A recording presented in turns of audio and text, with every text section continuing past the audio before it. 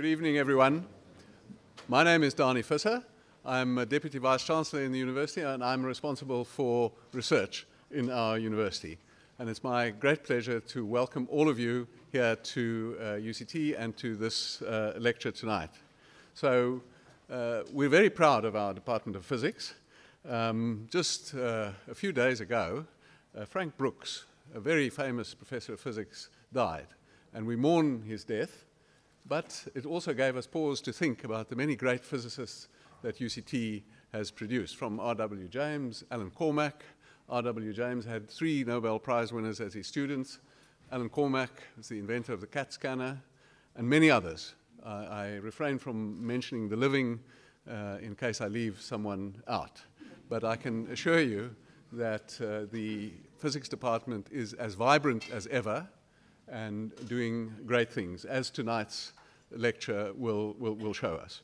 Now, the important thing is that UCT wants to be a university that is a meeting place for ideas, and we don't only want to share those ideas amongst ourselves, but we also want to draw in the community around us so that we can all take part in the great debates happening here at UCT. So it is very good to see so many of you that have come to attend tonight's lecture. It's a great pleasure for us. We try to interact with the community through inaugural lectures, through VC's lectures, through summer school, and of course through important occasional lectures such as this one presented by the science faculty. So welcome once again, and I now hand over to the Dean, Professor Anton Leroux, to introduce our speaker. Thank you, Professor Visser. And from my side as well, good evening to everybody, to visitors and to colleagues. On behalf of the science faculty at the University of Cape Town, I too would like to welcome you very much to this great occasion. It's wonderful to see such a big audience who's interested in these rather esoteric things such as the Higgs Boson. It's my pleasure to introduce Andrew Hamilton to you this evening. Andrew, in fact, joined our Department of Physics just over a year ago. He came to us via a route from Canada through Europe. Andrew completed his master's degree at the University of Alberta, working on astroparticle physics in 2002. He then continued to do a PhD also at the University of Alberta in particle physics, and he completed that in 2006. He then went on to take up a research position at the University of Geneva, where he joined the ATLAS experiment as part of his research interests. Now, his particular contribution, I understand, to the ATLAS experiment, which of course is a very big experiment with some thousands of physicists involved, was to focus largely on photon production and the ATLAS trigger system. So I won't explain what ATLAS is, because I'm sure Andrew is going to explain it to you, and I don't actually know all those technical details. But it is a great pleasure for us to have Andrew at UCT. And despite his very short research career, he has already managed to complete 9 important co-authored publications, which have garnered some 350 citations. Although new at UCT, he continues his collaboration with CERN. So he spends some time each year back at CERN, which is the nuclear research institute in Europe, and in Geneva. And so indirectly brings UCT into the limelight of this very famous discovery that happened some time ago. And for that, we're particularly proud to have him on our staff now, so that we can vicariously benefit from his association with this wonderful experiment. We're extremely proud to have Andrew as a young scientist in our faculty, and it was a great pleasure that I invite him to,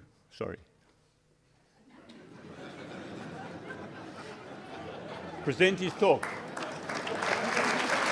Thank you very much for coming.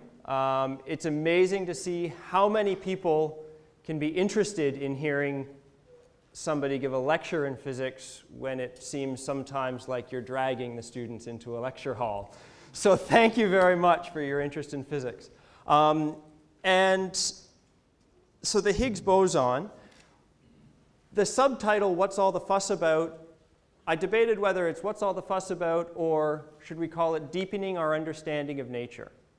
And because that's really what this talk is about. It's not about the fuss that's created by the Higgs boson or this one news snippet. It's about deepening your understanding of how nature works, because that's what the Higgs boson is. It's a deepening of our understanding of how nature fundamentally operates. So let me ask the first question, if I can, if this works. Yes, it does, very good. Is what are you made of? If you look at your hand very, very closely, what do you get? What are you made of? Not in the rhetoric sort of sense. Anybody? Cells? Yeah? What else? If you look deeper into a cell? Atoms. Atoms. We're all made of atoms, right? Atoms fit into the periodic table of the elements. Very good. Everybody remembers what the periodic table of the elements is? Okay, next question. How many elements are there in the periodic table? Give or take 100, right? Okay. So do we know, by the fact that the periodic table, that all of the atoms fit into some ordered sequence, what does that tell you about the nature of atoms themselves?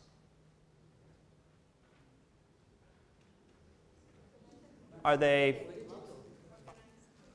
organized? Why would something be organized? It has a purpose, yeah, or? Or you can subdivide it into more blocks. You can subdivide it, exactly. If it was just 100 random blobs, they wouldn't be categorized. They'd be 100 random blobs. You couldn't categorize them. But because they're made of something more fundamental, we can categorize them. What are the more fundamental components of the atom? The electrons, right? They orbit the nucleus. And then inside the nucleus are the protons and the neutrons. Very good. So now we've taken this table of 100, give or take 100 different atoms, and we can say that this system can be simplified into 3 different particles. And so now our understanding, we've just simplified the process. We've simplified our understanding of the periodic table. Because now all we need to do is understand these 3 particles, and then we understand how the periodic table works. We don't need to bother. There can be 102, there could be 105. It almost doesn't matter once we know the fundamental understanding of how the key pieces, the fundamental pieces, work. Okay? And that's the drive of particle physics, to understand how the key pieces of nature work. And so now the next question, which you might not have touched on in high school, what are protons and neutrons made of? Quarks. Quarks and gluons. Okay. So now we're on to the standard model. Just like the periodic table, all of the matter particles we know of can be organized into a table. These are the 12 matter particles we know of. And as we go down in size, as we just did sort of in a thought experiment, we go down in size until we get to the neutron or the proton, which are made of quarks. They happen to be made of up and down type quarks. Here's the electron here. So the periodic table is now fundamentally made of these 3 matter particles. Okay? The proton is made of 2 up quarks and a down quark. The neutron is made of 2 down quarks and an up quark. But that's sort of a nuance. Our understanding can be broken down into these 3 fundamental particles. It so happens, it was discovered some time ago, that these particles come with a partner, a neutrino. I'm not going to discuss the neutrino. It's an extraordinarily interesting particle, almost 0 mass, almost no interaction with anything. Billions of them stream through your body and through this Earth every second, absolutely unaware that anything is there. Fantastic particles, but we won't discuss them because they're not the topic of this lecture. So almost everything we interact with in our daily lives is composed of these 4 matter particles. Okay? Doesn't that sound simple? If you understand how those 4 particles work, then you understand almost everything on a fundamental level. That doesn't mean you can calculate everything, but it means on the fundamental level you understand it. Nature happens to have given us another generation of particles, this one here. The second generation of particles, these particles have the exact same properties as the first generation. They're just more massive. We don't know why.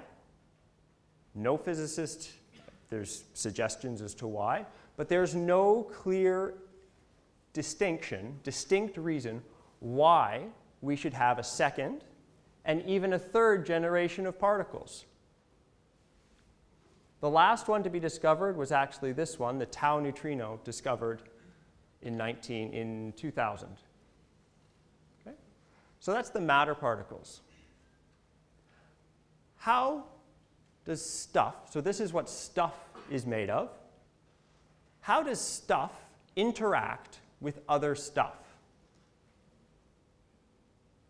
What does it mean to say, I'm a proton, and now I'm apparently bipolar because now I'm an electron?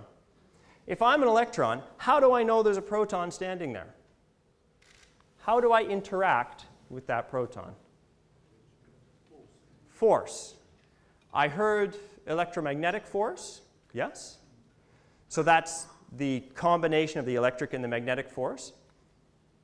So there's a force between these 2 particles, right? How does that work?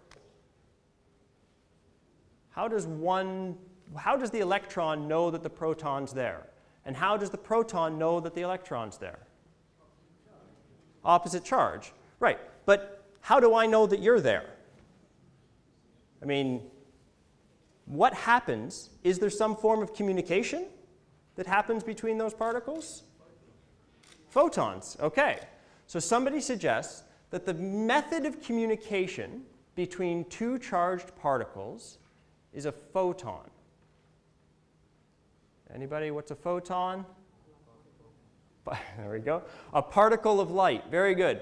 And so the particle that's responsible for the electromagnetic force is the photon. So if I'm an electron and I see a proton sitting right there, what that means is that we are exchanging photons. The same type of particles that are coming from these lights that are bouncing off this screen and into your eyes, those are the particles responsible for carrying the electromagnetic force. Okay? So those are the particles responsible. When you put your hand down on a table, photons are being exchanged that's holding your hand from passing through the table. Because matter itself is far too, it's not nearly dense enough to touch atom to atom or nucleus to nucleus. It's the forces between the atoms that make things feel solid. So, okay, now back to the fundamentals of how forces are carried. Forces are carried. We discussed this one. The electromagnetic force is carried by the photon. It's photons that are used to communicate the electromagnetic force from one particle to another. Right? The strong force. This is a force that binds the nucleus together. Quite a simple question. If we take a bunch of positively charged particles and we force them together into a very confined space, what do they want to do? They want to push apart because of the electromagnetic force, right? So a nucleus. The nucleus of an atom is just a bunch of protons stuck together with a few neutrons thrown in there. What's happening there? Why aren't they forced apart? Why do they stick together? Because there's a stronger force holding those particles together. That stronger force is very creatively called the strong force. And I didn't go into the details of the naming of any of these quarks by chance. This is the charm quark, this is the strange quark, this is the top, and this is the bottom quark. So physicists had their moment of creativity, but apparently not this moment here. And so there's another force of nature. That's the strong force. And it's what binds nuclei together. The weak force.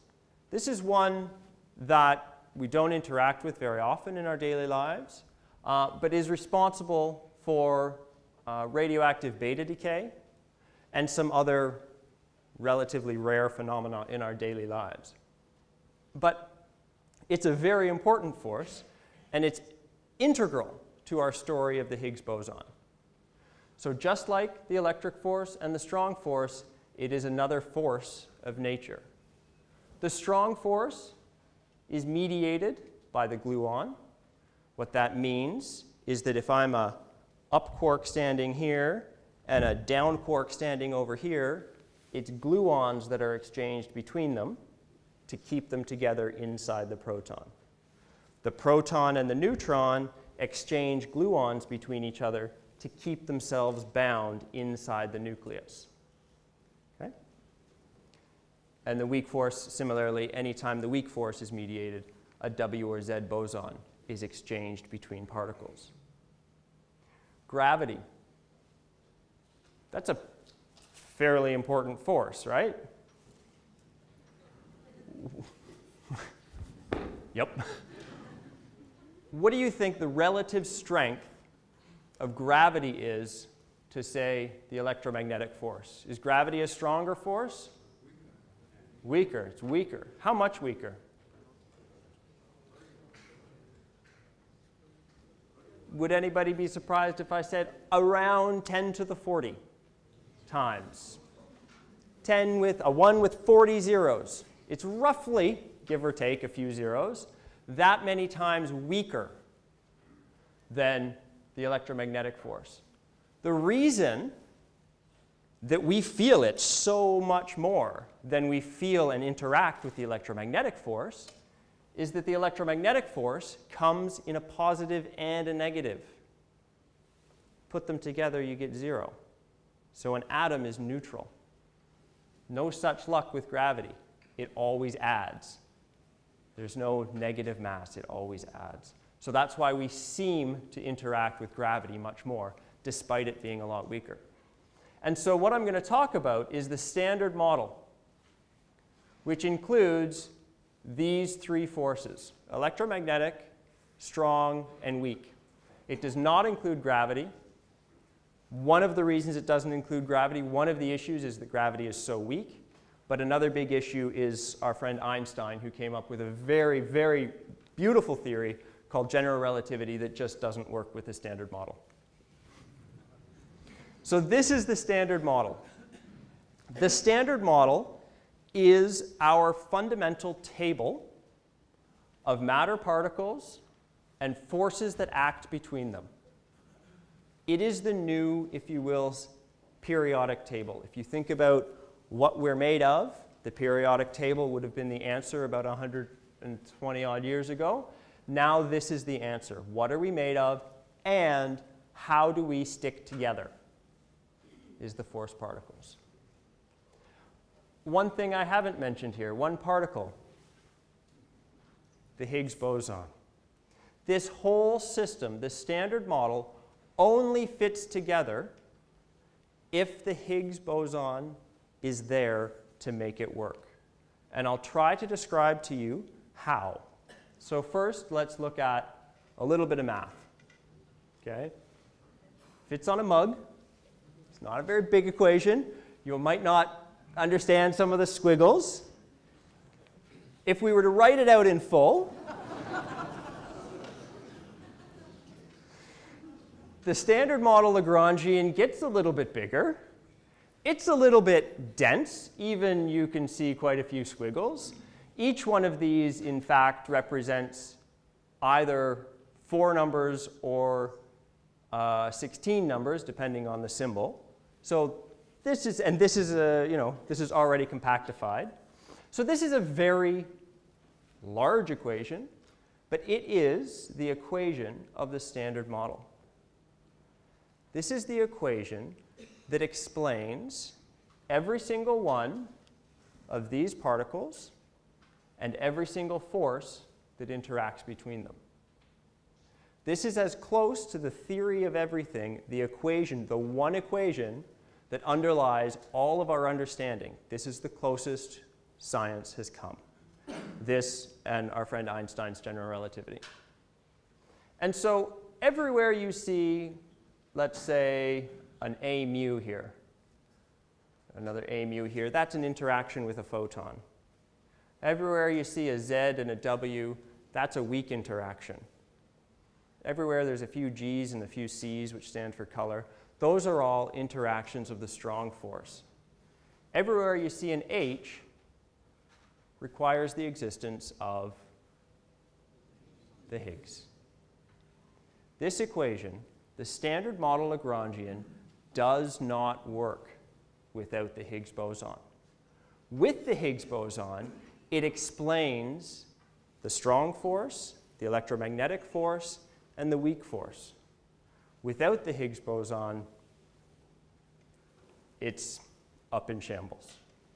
So the Higgs boson is a very important particle that underlies almost everything we know about the fundamental forces of nature, except gravity. So if you want to know how the molecules that make up your body stick together the way they do, how the sun shines, why the sky is blue, why water is liquid at temperatures found on Earth, or why you don't fall through the floor, all of the answers are contained in that equation, the equation of the standard model. It takes a little bit of doing to understand that equation, but that's the equation. Dr. Brian Cox does a wonderful series of programs on BBC, Wonders of the Solar System, and he's in fact one of the collaborators on the ATLAS experiment as well. So the Higgs boson, if it's so important, we've talked about what the photon does, what the gluon does. What does the Higgs boson do? It gives mass. You may have heard that the Higgs boson is the origin of mass. And so I've got a little video here to explain in very light terms how it might happen. So you'll see the little white squiggly ones, they're particles without mass. The red ones, those have mass. And they are free to go wherever they want unless there's a Higgs field, in which case the Higgs bosons interact with the massive particles but don't interact with the massless particles. So if I'm a massless particle, I can zip right through. Higgs bosons don't touch me. I can go right by. Just as if I was an electrically neutral particle, it wouldn't matter if I was in an electromagnetic field, right? Photons don't interact with me. I can't see electrically charged particles if I'm neutral. Okay? But if I have electric charge, I see the electromagnetic field. If I have mass, like these red ones, then I see the Higgs field. And the moment I see the Higgs field, it slows me down. It gives me inertia, like dragging a spoon through honey or something. It drags you down. And so the Higgs boson, the same way, in a very similar way, that the photon allows interactions, allows electromagnetic interactions, the Higgs boson allows things to have mass. Okay?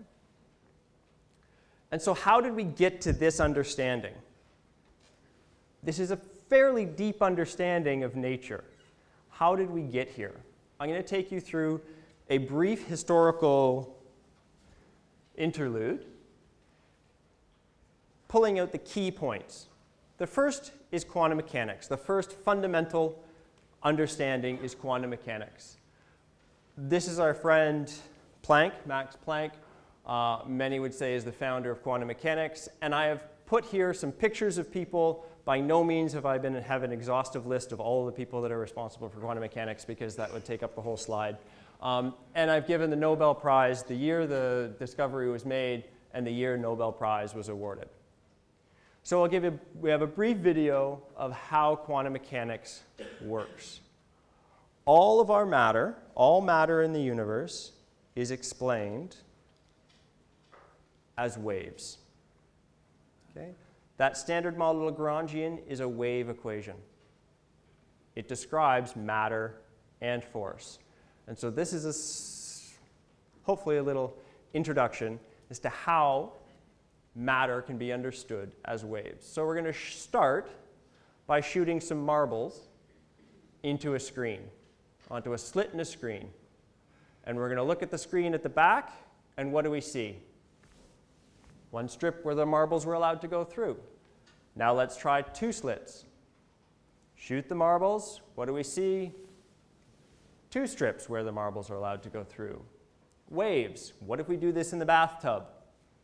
Drop a ball, watch the wave go through. It's going to propagate out.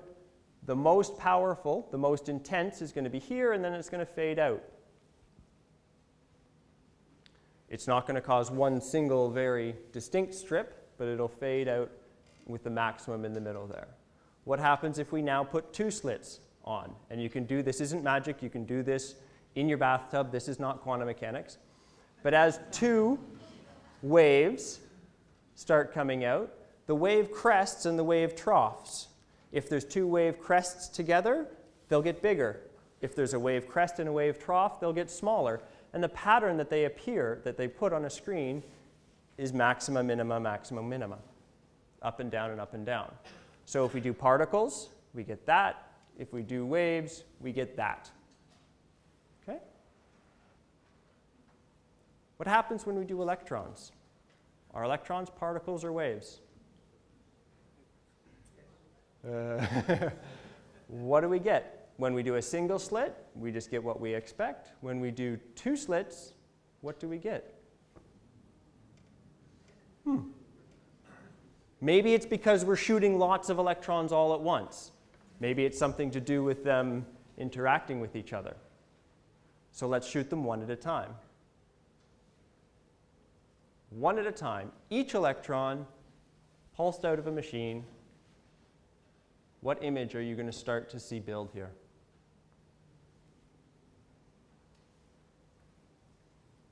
You're going to see the wave pattern, because the electron, in fact, goes through both slits.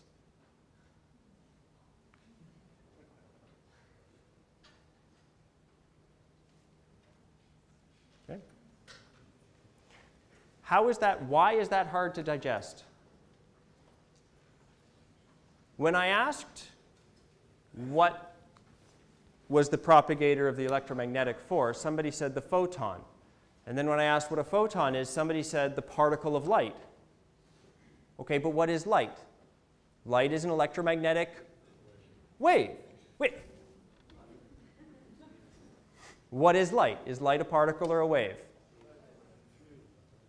It's both. It depends on how you look at it. Okay?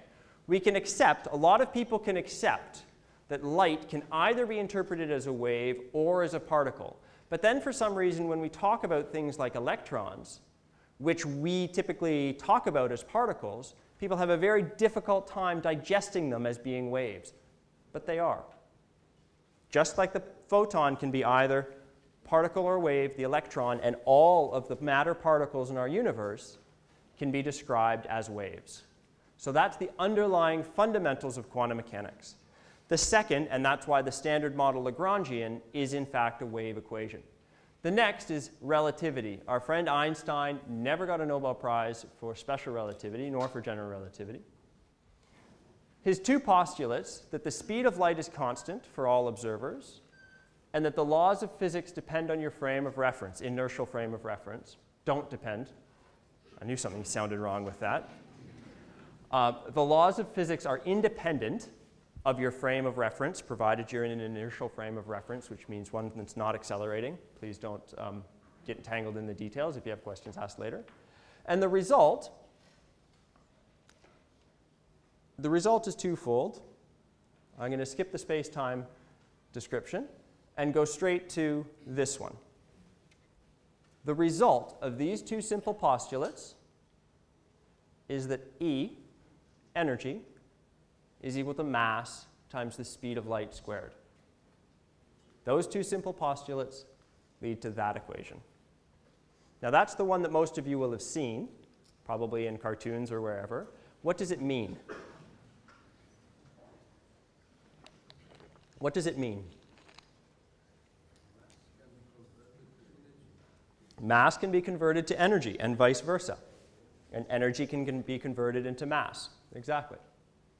So that's the sort of the short form of the equation. The longer form is this one. E squared equals m squared c to the fourth plus p squared c to the c squared. And forgive me, I'm going to probably drop c's when I'm talking. So if you're confused, throw in a c squared or a c to the fourth somewhere. But if we take this long equation, this is the full energy mass momentum relationship, and we say particle, the momentum, this p, is equal to 0, then we come back to this equation. So this is kind of the short form of this long equation. And this is the only equation I'm going to ask you to remember for the next 20 minutes, because we'll use that again. Okay? One of the consequences of this equation is that the electron volt is a unit of, it's not a consequence yet, but the electron volt is a unit of energy. It's the amount of energy an electron gains as it passes through 1 volt. We happen to use that in our field because it's a sensible unit for us, because it's a very small unit of energy. And therefore, an electron volt per c squared is a unit of mass, because if you take mass and you take this c squared over to the other side, you can, okay? So I'm going to talk about energy and mass, both of them interchangeably in units of electron volts, okay? So I hope you don't get caught up on the units. And you all remember that equation right here. Nope. We need to be closer. Don't know. There we go. The next big addition to our understanding of nature was antimatter. Predicted in 1928 by Paul Dirac, essentially using this equation, Einstein's energy-momentum relationship, mass-momentum relationship. If you take the square root of a number, you need to put positive or negative in front, right? All you guys, you'll remember this. Those that have been outside of math for a little while, maybe it takes a bit. But if I take the square root of 4, I get either plus 2 or minus 2. That simple mathematical nuance led to the prediction of antimatter. Antimatter means every particle type has an antimatter partner. Discovered in 1932 by Carl Anderson. He got the Nobel Prize for that one in 1936. He happened to discover the muon as well in 1936, so that was a good year for him. And then, so this is a plot of, I'm sure that there are many clearer ones, but this is my favorite for personal reasons, direct production of a matter-antimatter particle. This is a proton coming in one direction. The proton goes sort of into the board here. The antiproton comes out of the board that way. They pass by each other. They stay intact. And then in between comes a partner, a matter-antimatter pair that get detected in. So this, a matter-antimatter particle pairs popped out of the vacuum and got detected in this enormous particle detector. This is about 3 meters from here to here, and these electrons traveled that distance before they hit the instruments that measured them. So antimatter does exist, it is produced, we do it all the time, and is part of the standard model. And I think I'm out of batteries on this guy too. All right, quantum electrodynamics is the next big thing in physics It was the combination of quantum mechanics and relativity into an understanding where you could describe a photon, an electron, and the interaction between the photon and the electron, purely on a mathematical basis. So it's the simple, seemingly simple process of taking an electron, emitting a photon, standing over here, having an electron see that photon, and communicate that they're present. That is quantum electrodynamics, developed in 1950 by this gentleman, Richard Feynman, and many collaborators of his. And this was really the first quantum field theory. The Standard Model is founded on quantum field theory. This is the foundations. This mathematical model is the foundations of the Standard Model. And so after this very neat, clean prediction, these beautifully, relatively simple mathematical formula, in the 50s and 60s, they started to observe tons of different particle species. It's like they had the electron, the proton, the neutron, the muon. Everything was fairly clean, fairly simple. The particles, they understood the fundamental particles, or what they thought were fundamental particles. And then all of a sudden, particle experimentalists started to discover dozens of new particles that they couldn't explain. This is a bubble chamber, okay, where the particle tracks. These are actual particles passing through here, and they're charged, so they spin around. And so dozens of particles, new fundamental particles, are produced without any order, or without any seeming order, until this gentleman, Murray Gell-Mann, came around and found a very deep, deep underlying order in the seeming disorder. He just suggested that all of the particles that were observed up till then could be explained if they were made of three particles: the up quark, the down quark, and the strange quark. He didn't call them up, down, and strange. He called them quarks, but not up, down, and strange. And his prediction was that there would be a particle called the omega minus with certain properties that if experimentalists went and looked for this specific particle, they would find it. They went and looked for it, and this bubble chamber picture is actually the same thing here. This one's just the cleaned up version. And if you look here, you can see the particle coming in, a particle coming here. An omega minus is produced there, which is right here. And then what do we have? A pi minus going off here. That's that particle here. Here we've got a photon that produces an electron-positron pair. That's going to be here. Okay? So this observation, I don't see it. This is the observation that really solidified the idea that quarks are the funding particles of protons and neutrons. Okay? And so all particles made of quarks are called hadrons, which is why the LHC is called the Large Hadron Collider, because a proton is made of quarks, thus it's a hadron, right? And so, oh, and I keep forgetting I'm out of juice here, so we'll go here. So the Electroweak unification was the next great leap. And just like you can take electricity and magnetism, those are two sides of the same type of particle, same type of force, turns out that the weak force and the electromagnetic force are two sides of the same coin. But in order to put them together, in order to unify these two forces, you need the Higgs boson. What the Higgs boson does is it allows you to give mass. The W and the Z bosons are about 80 or 90 times more massive than a proton. The photon is massless. In order to have a force that looks the same, that is fundamentally the same, but have such a big difference where these have mass and this has no mass, they needed something called electroweak symmetry breaking. Peter Higgs had devised a theory of electroweak symmetry breaking, and they used Peter Higgs and several other theorists' idea to formulate a theory, the electroweak theory, that combined the weak force, the electromagnetic force, and so this could be combined, these two forces can be combined into one. Now, the details of Higgs mechanism, spontaneous symmetry breaking, I'm not going to go through in any detail at all. But the Lagrangian must be symmetric in a certain way. Just like this potential here, just like this hat, if this hill, is symmetric if you spin it around. Okay? This is not symmetric. This is a broken symmetry. Where the ball sits on top here, it fell down over on this one. And so when I turn this hat, I can tell that it's in a different position. But it's essentially physically the same situation, a ball and a hat. And so this is an example, a very simple example, of something called spontaneous symmetry breaking, which allowed the Lagrangian, the fundamental Lagrangian, to remain symmetric, which looks like this.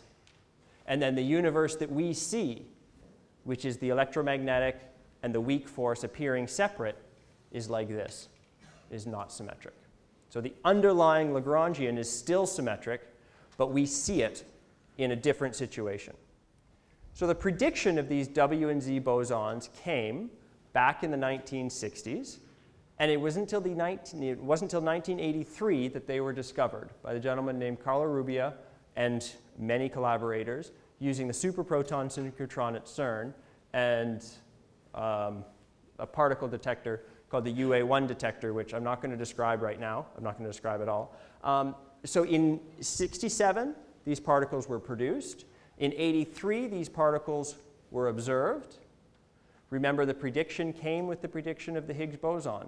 So that gives us a lot of confidence that the Higgs boson should be there. But since 1983, and in fact since 1967, people have been searching for the Higgs boson because it should exist. And so we've been searching. The Higgs boson, along with the W and Z particles, are infinitesimally small and live for an infinitesimally small short length of time, 10 to the minus 20, 10 to the minus 25 seconds, a very short period of time. How do we see these particles? Okay. So that's what the Large Hadron Collider is for, seeing extremely small particles. So I've got a short video, which I need to mute. So the Large Hadron Collider is in Geneva, at CERN in Geneva. Here's Lake Geneva. This is the accelerator here.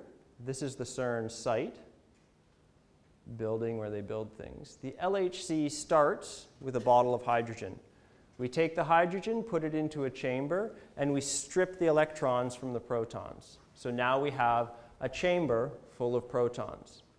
We put those protons into an electric field. That electric field then accelerates the protons. They start accelerating in a straight line down what we very creatively call the linear accelerator, because it's in a line. So they accelerate in a line up to about 1/3 the speed of light. You can imagine that a particle traveling at 1/3 the speed of light travels a very long distance in a very short length of time, so we quickly run out of real estate, and we need to start spinning the particles in circles, which is what this does, the booster. It happens to be separated, it happens to separate the protons into 4 groups, but that's not really fundamental to our story here. Our protons are shot into this circle. Each time they come around the circle, they're pulsed with an electric field. Okay? Just like a child swinging on the swing, each time they come back, you push them and they can get higher and higher. So the energy gets boosted each time they come around the circle. They get kept inside the circle by a magnetic field. The higher the energy of the particles, the higher the magnetic field, the stronger the magnetic field needs to be. Okay? And so we need a very strong magnetic field as we get up to large energies. Right now, the particles, the protons will start traveling up to about 90% the speed of light before they get shot into the proton synchrotron. Now we're going to follow, I think, a pink one and a blue one, protons spinning around in the proton synchrotron, using the same procedure, kicking it with an electric field, keeping it into the circle with an electric field. We accelerate the protons until they are 25 times more massive than the proton is normally. What does that mean? Remember E squared equals m squared c to the fourth plus p squared c squared. We can't go faster than the speed of light. We keep giving these protons energy. Their momentum goes up till they're basically 99.9% the speed of light. Then what happens? We keep giving it energy. P can't go up anymore. M has to. So these protons are in essence 25 times more massive than a proton would naturally be at rest. Before they get shot into the next accelerator, called the superproton synchrotron. See, CERN recycles. This is the one that discovered the W and Z boson, and it's 7 kilometers in circumference. That's a pretty big tunnel to build. So they didn't want to build another one. They just used the old one. And actually, they use the same magnets. And here the protons rise up to 450 times the mass that a proton would normally have before it gets shot into the Large Hadron Collider. 27 kilometers in circumference. Protons are shot around one direction, then into the other direction. It takes about half an hour to inject all of the protons into the Large Hadron Collider. And then it takes about an hour to build the energy up from 400, essentially the mass, build the mass of the protons up from 450 times the mass of the proton to about, and I have to, 4,000 times the mass of the proton. Up to 4 what are called TeV, tera electron volts. The electrons are spinning around in either direction, and then at 4 points are brought into collision, where the protons collide. Now, this is going to be an aerial picture of the LHC in just a moment, I hope. There we go. Here's an international airport, just for you to get an idea of the scale of the Large Hadron Collider. I think I have another one of those pictures. And so they're brought into collision. Here's a picture of the actual LHC tunnel. These blue things are the magnets, and the protons are traveling in pipes about that big inside these larger blue pipes. And then if we go and look inside one of these pipes, obviously now in computer graphics, and pretend we're a proton streaming down inside the pipe, inside the beam pipe, we'll all of a sudden realize, uh-oh, here comes a detector. And if there's a detector, there's an interaction point. That means I'm going to hurtle headlong into another proton coming in the other direction. So the proton enters in this way. Another proton comes in the other direction and collides in the center of the detector. The debris of the collision is recorded in the detector in a similar but slightly more expensive way than a digital camera works. You're essentially taking pictures of each particle collision to be able to deduce what particles came from that collision. So here's a picture of the Large Hadron Collider. You can see that's the arc that you'd get if you made a tunnel 27 kilometers in circumference. It almost looks straight. And then here's the actual size of the Large Hadron Collider again. So that's an international airport. That's the Mont Blanc, the tallest mountain in Western Europe. It's a very large collider, and all about 50 to 100 meters below the surface of Geneva and overlapping in France. Most of it's actually in France. So the Atlas detector, how does it work? How does it take a picture of these proton collisions? If we take this is the Atlas detector is about 40 meters long and about 25 meters tall. If we take a cross-sectional view of it, and then we'll just look at one slice, okay? In the heart of the detector, down here, is called the tracking chamber. It measures the path. Any charged particle that passes through it will be able to see where it went. The next layer out is called the electromagnetic calorimeter. The solenoid magnet actually bends, the solenoid magnet around the tracker bends the tracks of the particles. The next is the electromagnetic calorimeter, which measures the energy of electrons and photons. Then the hadronic calorimeter, which measures the energy of hadrons. And the muon spectrometer, which include the toroidal magnets, which measure the tracks of muons. Okay? So these components all work together to classify particles. If we have an electron coming through, it deposits some energy. We can see it's got a track and some energy, therefore it's an electron. A photon will leave no track because it has no charge, deposits energy in the electromagnetic calorimeter, so we can distinguish photons from electrons. A proton travels through, leaves a track, and then leaves energy in the hadronic calorimeter because it's a hadron. The neutron passes through, doesn't leave a track, leaves energy in the hadronic calorimeter. We can distinguish between protons and neutrons. The muon passes through all of these detectors, the calorimeters, without being seen before it passes into the muon spectrometer. So we can identify a muon, and the neutrino passes through all of it without being seen, just like it passes through all of us every single day. And so that is how the Atlas detector classifies particles. We take every single proton collision, and we examine, we break it down into what particles were produced in the collision to get pictures like this one. These red lines are muons, these yellow lines are charged particles, and these yellow rectangles are clusters of energy that have collided with the detector. Here's an actual picture of the Atlas detector. That's one of the engineers standing. It's big. And this entire collision hall, if there is one loose screw in that collision hall, when we turn on the magnets, chances are we'll destroy a piece of the experiment. Because anything, this entire cavern gets filled with such a strong magnetic field that it would take a screw from the floor and turn it into a bullet as it passed into our detector into some very expensive, sensitive piece of equipment. So not only is it huge, it needs to be very precisely measured, maintained, calibrated, and effectively maintained. And so from this, with this detector, we observe trillions upon trillions of collisions similar to this.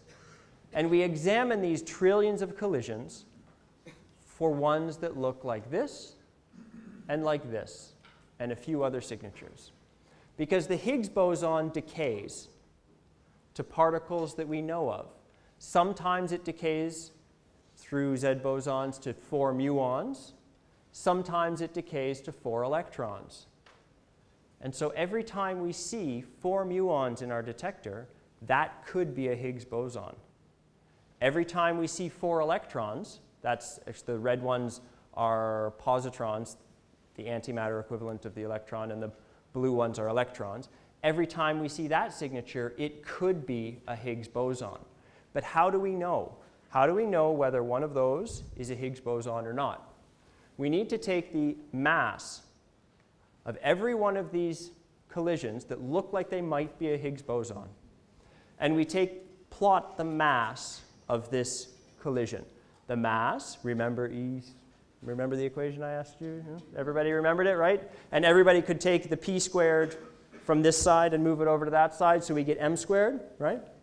So if we do this, the calorimeters measure the energy, the trackers measure the momentum, so this is measured by the detector, and we can create this variable, which is the mass, and we plot it for all the collisions we have.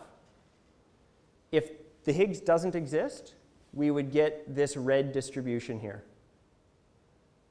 If the Higgs does exist at the mass of 125 GeV, or 125 times more massive than the proton, it will have these few additional events in this region. And if you look at the data, these circles with the bars on them, they tend to follow that bump. I say tend to follow because I imagine you're sort of looking at that and thinking, this guy looks a little funny, that guy looks a little funny. This is all statistical interpretation. So we take another channel. The Higgs might also decay to 2 photons. If the Higgs decays to 2 photons, which is actually why my work was on diphoton production, was to understand this, this process here that produces this red line without the bump, the red dotted line, is direct photon production. The Higgs produces a little bump on top in this same invariant mass plot. And so if you look at this, you can see there's a little bump there. Now these two plots, you know, do I buy them? Are they really? Yeah.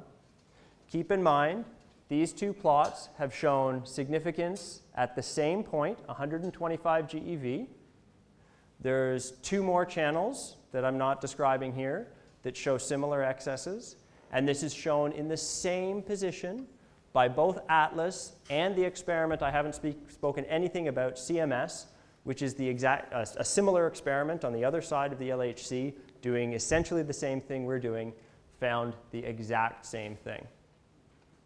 If you put all of the ATLAS results together, you end up with this, which is statistical significance of the Higgs boson existing at 125 GeV. The statistical significance 5 sigma means there's roughly a 99.9999% chance that this is in fact something being produced and not some random fluctuation, not some imaginary looking at, you know, when you look at that plot, you can think one's up and one's down. Combine all the plots, and it's a very, very unlikely that this is not some particle being produced. So is it some particle? Yes. Is it the Higgs boson? That has yet to be determined conclusively, because we've seen that it decays in many of the ways that we expect a Higgs boson to decay, but we need to check each and every one. And so on July 4th, this was announced, and it was, in fact, one of the theorists, it wasn't Higgs, but it was one of the theorists that was involved in the Higgs theory, said he had never heard an auditorium of physicists cheer like they were at a baseball game. And so I would like to thank not only you, but all of the people for sitting and listening to me, but all of the people that made it possible to do research in such a wonderful field that I feel is absolutely crucial to push mankind forward in our understanding, our deepening of nature, to understand how we're made the way we are. Thanks very much.